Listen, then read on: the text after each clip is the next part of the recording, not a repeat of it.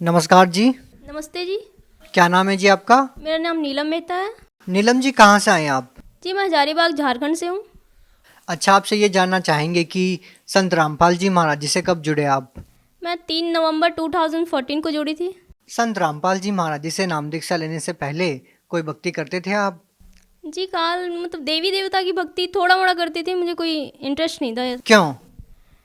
मुझे पता नहीं है, मुझे ये सब चीज़ में मन ही नहीं लगता था कि ये कोई रियल है। मुझे मतलब पता ही नहीं था कि कोई परमात्मा भी होता है। बस दिल में था कि हमको परमात्मा चाहिए, मतलब चाहिए कि वहाँ मुझे दिल में आता था कि जन्मते हैं मरते हैं, जन्मते हैं मरते हैं, क्यों, कब समाप्त होगा ये। तो फिर संत रामपाल जी महाराज जी से क्यों जुड़े? जी, मैं सत्संग के माध्यम से जुड़ी। मैं सत्संग सुन रही थी और तभी तो मुझे कोई ज्ञान नहीं था, क्योंकि मुझे इन बाबाओं पर कोई विश्वास ही नहीं था। फिर आप संत रामपाल जी महाराज जी का सत्संग क्यों सुन रहे थे? जी, इच्छा मेरी नहीं थी। बस मुझे था ये चीज़ कि ये जन्मना मरना और ये गधा सुअर कुत्ता ये सब बनता है, ये सब कभी रुकेगा या फिर ये चलता ही रहेगा, कभी मेरा एंड होगा। मुझे यही मतलब ख्याल ऐसे अकेले में बैठते थे या कभी वॉशरूम में या फिर कहीं भी हम जाते तो ये ख्याल अकेले में आता ही आता था कि मेरा एंड कब होगा। तो फिर आपको क्या रिजल्ट मिला संत रामपाल जी महाराज जी के सत्संग सुनकर? किस बात से आप ज़्यादा प्रभावित हुए? जी, मैं सत्संग तो ऐसे ही सुनती थी, नींद भी बहुत आता था, सो भी जाती थी। लेकिन एक बार मैं सत्संग सुन रही थी तो गुरुजी ने कहा कि ये दास उस परम पिता का कुत्ता है जो परमात्मा को धनियों को भौंक भौंक के जगा रहा है। जो कुत्ते के भौंकने से नहीं जागते वो बाद में बहुत पछताते हैं। तो ये इतनी अधीनता आज तक मैं किसी में दिखी ही नहीं, ना कोई संत ना कोई गुरु या किसी में दिखी ही नहीं। आज तक इतना अधीन कोई हुआ ही नहीं। तो ये चीज़ मुझे इतनी अट्रैक्ट कर गई कि नाम लेंगे तो इन्हीं से लेंगे, नहीं तो फिर भक्ति नहीं करेंगे। इसलिए मैं इन्हीं से दीक्षा ली। फिर मैं बोली पापा को कि हमको चलना है। मेरी एज तभी 14 या 13 रही होगी। तो पापा बोले इतना जल्दी तुम नाम दीक्षा लेगी, ऐसा नहीं होता है, तुम पहले समझ लो। क्योंकि शायद उनको लगा होगा कि बहुत बच्ची है, मेरी मदर की डेथ हो चुकी थी, तो उनको लगा कि ये हड़बड़ा गई है, ऐसे ही ये मतलब देख के और लेना चाह रही है। लेकिन नहीं, हम बहुत रोते थे कि ऐसा भी कोई है जो इतना अधीन से कोई बोल रहा है कि उस परम पिता का कुत्ता है, बोल रहे हैं कि हम लोग धनी हैं और वो अपने आप को कुत्ता बता रहे हैं। तो ये चीज़ मुझे बहुत अट्रैक्ट की। अच्छा, आप ये बताइए कि जो भक्ति साधना चलती आ रही है समाज में और जो संत रामपाल जी महाराज जी भक्ति साधना बता रहे हैं, वो किस तरह से अलग है? जी, जो भक्ति साधना समाज में चल रही है उसका कोई आधार ही नहीं है। बस जो पूर्वज से चलता आ रहा है वो चलता आ रहा है। आज हम किन्हीं से पूछते हैं कि ये पूजा कहाँ से स्टार्ट हुआ, इसका क्या निष्कर्ष है, ये क्यों करते हैं, उसके पास कोई आधार नहीं। एक ऐसे ब्राह्मण चलता फिरता जैसे कोई मांगने वाला था, वो जोगी धर के ऐसे कपड़ा, तो उन लोग आए थे। तो जब हम लोग बताएं कि आप लोग क्यों ऐसे मांगते हो, जब आप लोग के पास कोई प्रमाण नहीं, आप संत रामपाल जी महाराज को जानते हो, फिर उन्होंने कहा कि क्यों मेरे पेट पे लात मार रहे हो। तो ये बात बिल्कुल समझ में आ जाता है कि उन लोग का काम है मांगना और खाना। उन लोगों के पास कोई ज्ञान नहीं है, ना कोई शास्त्र का ज्ञान, ना कोई आध्यात्मिक ज्ञान। नहीं, आप ये बताइए ना, इतने सालों से कोई भक्ति साधना चली आ रही है और अब संत रामपाल जी महाराज जी कह रहे हैं कि जो भक्ति साधना आप कर रहे हैं वो शास्त्रों के विरुद्ध है और जो हम भक्ति बता रहे हैं वो शास्त्रों के अनुसार है। जी, पहले मानव अशिक्षित थे, शिक्षा अब मिली है। पहले अशिक्षित थे और जो गुरु हैं वो जो धर्म गुरु थे पहले, जो भी ब्राह्मण थे, उनके पास जो ज्ञान था वो शास्त्रों के अनुसार नहीं था। भले वो शास्त्र पढ़ते थे, लेकिन बोलते हैं ना गुरु बिन ज्ञान नहीं होता, तो वैसे ही उनके पास वो यथार्थ ज्ञान नहीं था।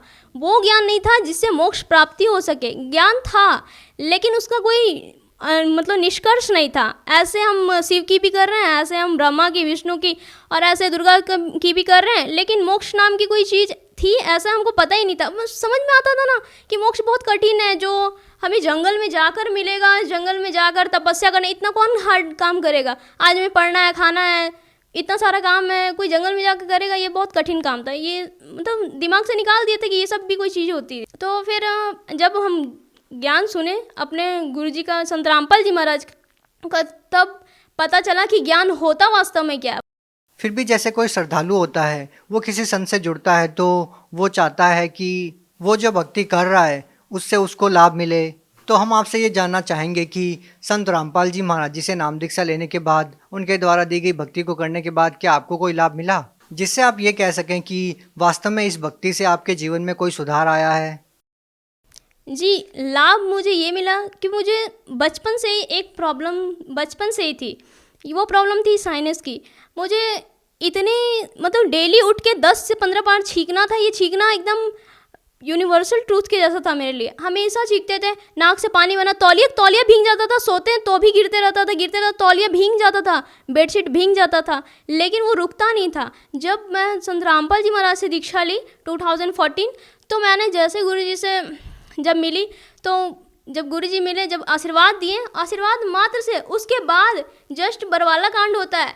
हम कभी गुरुजी से ना मिले, ना ही कभी वहाँ गए, और वो बीमारी आज मेरा नहीं है, बिल्कुल ठीक हो गया वो बीमारी। जी, एक बार अभी मैं पढ़ाई करती हूँ तो घर से बाहर रहती हूँ, तो वहाँ से मुझे आना था। ऐसी छुट्टियाँ हो जाती है तो सभी निकल जाते हैं बच्चे, तो मुझे लगा कि मैं कल जाऊँगी। फिर पापा बोले कि नहीं, आ जाओ आज ही। तो बहुत लास्ट गाड़ी बच रहा था, शाम की गाड़ी जो मेरे घर तक छोड़ती। वैसे बीच बीच में स्टॉपेज करके मुझे जाना पड़ता। तो मैं सोची कि ये लास्ट गाड़ी चल रहा है, मैं इतना तैयार होकर इतना बजे निकल जाऊँगी। लेकिन हुआ ये कि मेरा लेट हो गया 2 या 3 मिनट के लिए, वो गाड़ी खुल चुकी थी। वो गाड़ी खुल चुकी, मैं बहुत पछताई कि ये क्या हुआ, फिर से मुझे गाड़ी चेंज करके जाना पड़ेगा, बहुत दूर घर था। तो फिर मैं फिर भी बैठ गई कि ठीक है, हम गाड़ी चेंज ही कर लेंगे, लेकिन जाएंगे घर। जब तैयार होके निकल गए तो पता चलता है, जब मैं घर पहुंची उससे पहले पता चल गया कि जिस गाड़ी में मैं बैठने वाली थी, जो डायरेक्ट गाड़ी थी, उस गाड़ी का 10 किलोमीटर आगे जाकर एक्सीडेंट हुआ। इतना भयानक एक्सीडेंट हुआ, इतना भयानक हुआ कि आगे से तो आगे गाड़ी मारा, पीछे से भी गाड़ी आके उसको ठोका।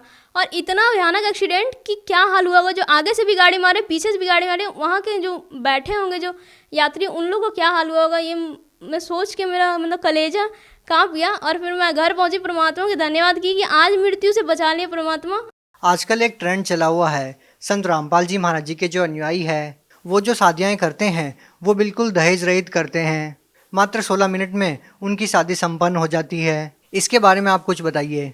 जी, ये परमात्मा हम लोग के पर उपकार किए हैं, और हमारे मतलब जो फैमिली है उन लोग के ऊपर भी, क्योंकि ये जो लड़कियों को अभिशाप मान लेते हैं कि उनको दहेज के कारण, उनकी तिलक के कारण ही उनको मतलब मारा जाता है, गर्भ में ही मार दिया जाता है उनके पहले ही, क्योंकि समाज में ये कुरीति फैल चुकी है। और इस कुरीति को गुरुजी मिटा रहे हैं। हमारे दहेज रहित शादियाँ मतलब अनेकों हो रहे हैं, हजारों हजार लाखों लाख शादियाँ दहेज रहित करवाकर परमात्मा हम लोग पे तो उपकार किए ही किए, मतलब संत रामपाल जी महाराज हम लोग पे उपकार किए हैं। फैमिली जो पिता को, जिसकी 4 संतानें हो जाती है, उसको मतलब कि उसको लिए मरण हो जाता है वो चीज़ कि कैसे दहेज इकट्ठा करे और कैसे मतलब तिलक दे और बेटी विदा करे, उसके बाद भी खुशी नहीं। आज लाखों ऐसे प्रमाण हैं, आज पेपर में यहाँ छप जाते हैं, वहाँ न्यूज़ पे आते हैं कि बेटियाँ यहाँ मर गई, वहाँ जल गई, कहीं सुरक्षित नहीं है, इतना दहेज देने के बाद भी नहीं। संत रामपाल जी महाराज के वचन से यहाँ शादियाँ हो रही है दहेज रहित। जो आज जो अभी समाज हमारा देख रहा है, उनमें एक अच्छा मतलब लेसन मिल रहा है, एक कि क्या मतलब जो ये हवा फैल चुका है ना कि हमें दहेज लेना ही है, मेरा बेटा ये बन गया, हमको इतना लेना है, इतना देना है, ये चीज़ मिट गया है लगभग। और क्या संदेश देना चाहेंगे आप संत रामपाल जी महाराज के बारे में? जी, मैं तो बस यही कहना चाहूँगी, हाथ जोड़कर प्रार्थना है सभी जो मेरे फ्रेंड्स हैं उनको भी, और बाकी सभी समाज को भी, और उन धर्म गुरुओं को भी जो अपने अनुयायियों को झूठ मूठ का फंसा कर बैठे हैं। कभी उनको भी पता है कि क्या सच्चाई है, लेकिन अहंकारवश, अभिमानवश नहीं आना चाहते हैं। लेकिन कब तक, जब समाज शिक्षित, आप कब तक छुपा के बैठोगे? आप कब तक उन लोगों को गुमराह करते रहोगे? एक दिन तो आना पड़ेगा। जब वहाँ से लाभ नहीं होगा, इंसान वहाँ से तो दौड़ेगा कहीं, वो तो कहीं और भी जाएगा।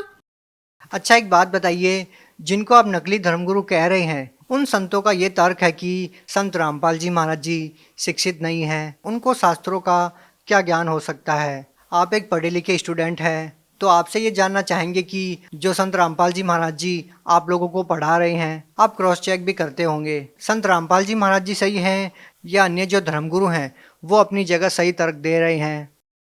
सही और गलत का तो यही मतलब हम कह सकते हैं निष्कर्ष तो यहीं से निकलता है कि जो ग्रंथों के और मतलब जो ग्रंथ से खोल खोल कर बताए, जो उससे निष्कर्ष निकाले, और जो अपना लौकिक ज्ञान जो लोक वेद है उससे देकर ये सोचते हैं कि हम ज्ञानी हैं। कोई डिग्री प्राप्त करने से ज्ञान नहीं होता, नॉलेज होना चाहिए। फिर आप सोच रहे हो हम गुरु पद लेते आ रहे हैं, ठीक है, आप उत्तराधिकारी बनते आ रहे हो, लेकिन ज्ञान रहे तब तो। आप सदग्रंथों से ज्ञान देते नहीं, और कोई बोलता है कि ये ग्रंथ में लिखा नहीं, आप ये मंत्र कहाँ से लाएं, ये पूजा कहाँ से लाएं, कोई जवाब नहीं, बोले चलता आ रहा है। ये कोई निष्कर्ष निकले, ये सॉल्यूशन नहीं है। आप ग्रंथों से बताइए, ग्रंथ में कहाँ लिखा है ये मंत्र, कहाँ लिखी है ये विधि, कहाँ लिखा है पूजा। आप जिसको भगवान मान रहे हो, कहाँ लिखा है ये भगवान, है ही नहीं, वेद बताता ही नहीं है, फिर आप कहाँ से ले आए। तो संत रामपाल जी महाराज जी सही हैं? जी बिल्कुल सही है, वो ग्रंथों के अनुसार भक्ति दे रहे हैं। ऐसा नहीं है कि सिर्फ वो बता दिए और हम मान लिए कि ग्रंथों के अनुसार ही भक्ति है। जैसे मैथ्स में प्रूफ होता है, लेट्स करके कंसीडर करते हैं और LHS RHS प्रूफ कर देते हैं, ठीक यहाँ भी है। ऐसा नहीं कि गुरुजी बता दिए, जब वो LHS बता रहे हैं तो हम भी प्रूफ कर रहे हैं कि ये RHS ये निकल रहा है, तभी तो जाकर प्रूफ हो गया कि जो गुरुजी बता रहे हैं वो सही है। जब LHS RHS इक्वल हो रहा है तो सही है। जी बहुत बहुत धन्यवाद। जी धन्यवाद।